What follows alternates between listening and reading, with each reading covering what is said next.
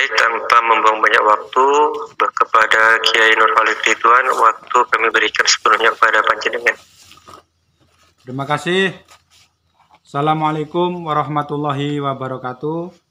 Waalaikumsalam warahmatullahi wabarakatuh. Alhamdulillah alladzi anzalas sakinah fi qulubil mu'minin.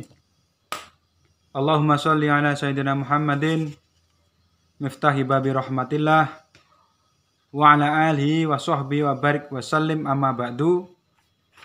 Terima kasih Mas moderator yang memberi kesempatan untuk sampai pada pertemuan ketiga ini ya. Semoga apa yang kita sampaikan nanti dapat memberi manfaat untuk saya sendiri dan juga kepada para peserta Zoom ini. Pada kesempatan ketiga ini saya ingin menyampaikan beberapa hal berkaitan dengan tasawuf dan tarekat ya. Kalau di pertama kita berbicara tentang generasi milenial dan beberapa yang berhubungan dengan pentingnya tasawuf. Terus yang ketiga kita juga kemarin berbicara tentang beberapa sejarah ya, sejarah tasawuf. Yang ketiga ini saya ingin menyampaikan pertama, tasawuf sebagai ilmu laku, itu harus dimengerti. Jadi tasawuf bukan sebagai hanya ilmu kaweruh atau ilmu yang dipelajari terus kemudian dijadikan sebagai pengetahuan. Bukan hanya hafalan, bukan hafalan. Tasawuf itu adalah ilmu laku. Dalam ilmu laku itu ada beberapa bagian yang harus dimiliki, terutama bagi orang yang bukan hanya mengamati tapi mau menjalankan gitu, mau menjalankan. Yang pertama bagian apa? Bagian amal dan zikir. Itu harus dimiliki. Yang kedua bagian mengenal diri. Yang ketiga bagian munajat. Munajat. Ada tiga itu yang ingin saya sampaikan, saya rangkum ya, tidak keseluruhannya tentu. Yang pertama soal amal dan zikir. Jadi orang yang menekuni tasawuf itu harus memiliki zikir. Wirid. Bedanya wirid itu dengan zikir adalah kalau wirid itu dilazimi terus menerus, diulang-ulang dengan jumlah-jumlah tertentu. Kalau zikir itu ya zikir mengingat Allah gitu loh. Fi kulli makan wa fi kulli waktin, di tempat-tempat yang tidak dilarang ya. Nah, zikir-zikir yang perlu dipunyai oleh dan mesti sering sekali saya melihat dan mengalami juga menyaksikan penuturan dari sahabat-sahabat yang menjalani itu, zikir yang dimiliki adalah istighfar, itu harus mutlak punya.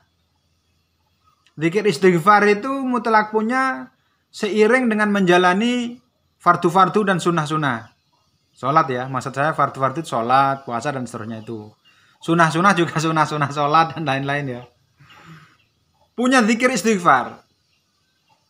Istighfar redaksinya macam-macam, bisa dicari dari berbagai hadis atau mengambil langsung dari guru. Kalau kami istighfarnya di Qadiriyah dan Naksabandiyah itu satu, astaghfirullahal ghafurur rahim. Itu diulang-ulang. Sama astaghfirullah rabbi min kulli dzanbin wa atubu ilaihi. Ada juga istighfar-istighfar yang kita ambil dari Al-Quran, misalnya istighfarnya Nabi Adam ya. Rabbana dzalamna anfusana wa illam taghfir lana wa tarhamna lanakunanna minal khasirin. Itu harus punya istighfar. Manfaatnya adalah semua jenis pengalaman spiritual dengan istighfar itu menjadi seimbang. Jadi kalau terlalu masuk ke dalam pengalaman spiritual juga menjadi seimbang kalau dengan istighfar itu. Menjadi lagi kalau terlalu masuk ke dalam dunia-dunia lain itu menjadi seimbang lagi gitu, menjadi tertutup. Tapi juga tidak menjadi tertutup sama sekali. Jadi menjadi seimbang lah intinya.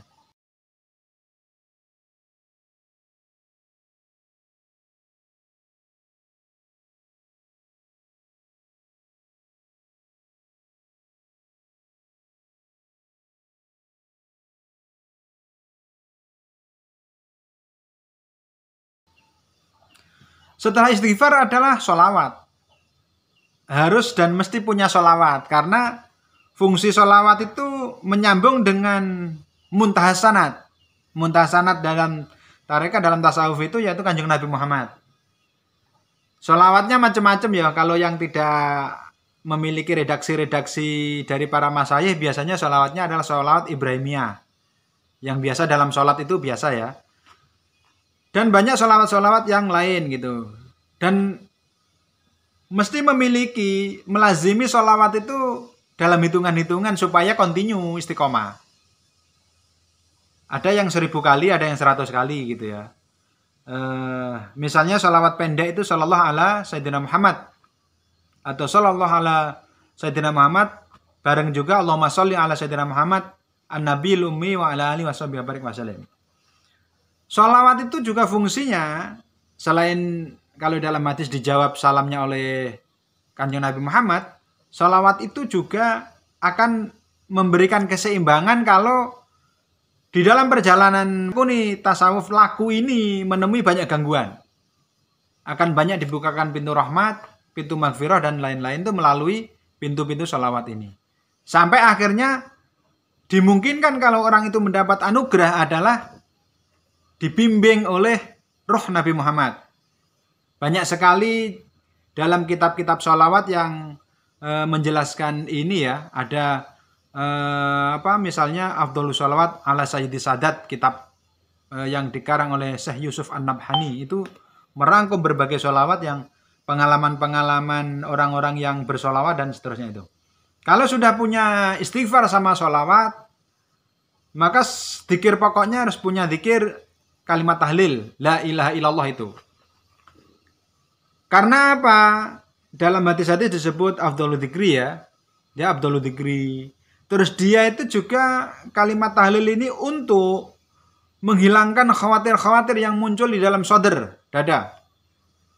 Dengan metode-metode yang masing-masing guru berbeda-beda ya. Ada yang ya biasa saja la ilaha illallah dibaca aja. Ada yang dipukulkan di kanan, di kiri, di dada kanan ya. Di dada kiri kanan itu adalah khafi, kiri itu adalah sirri gitu.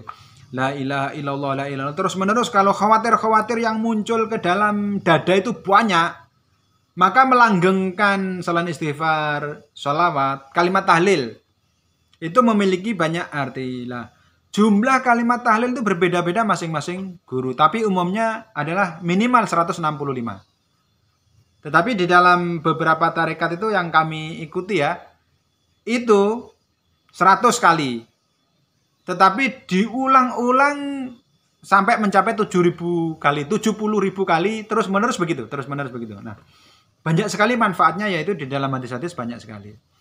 Terus setelah itu adalah zikir-zikir yang pelengkap ya. Pelengkap itu mesti punya zikir penjagaan.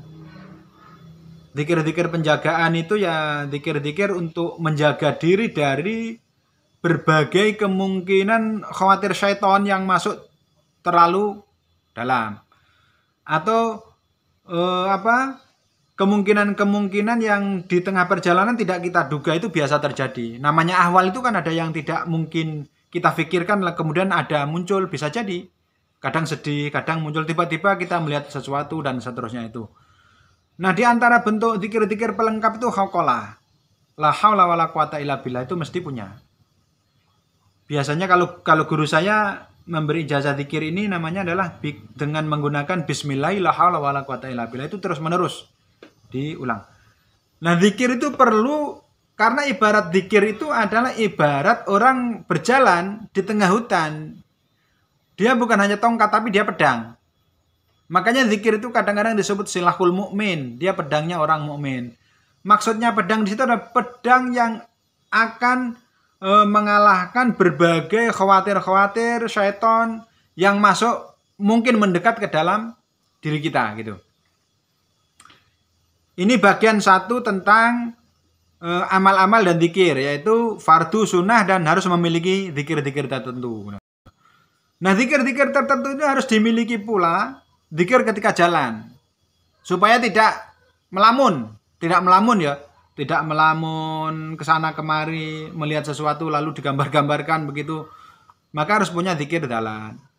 juga zikir duduk dan seterusnya itu. Nah, itu biasanya dimiliki oleh guru-guru tertentu sehingga orang yang menekuni laku tasawuf itu memang perlu guru supaya di tengah perjalanan tidak menghadapi berbagai kesulitan dan bisa menguraikan berbagai kerumitan yang mungkin saja diterima dari berbagai pengalaman yang ia terima.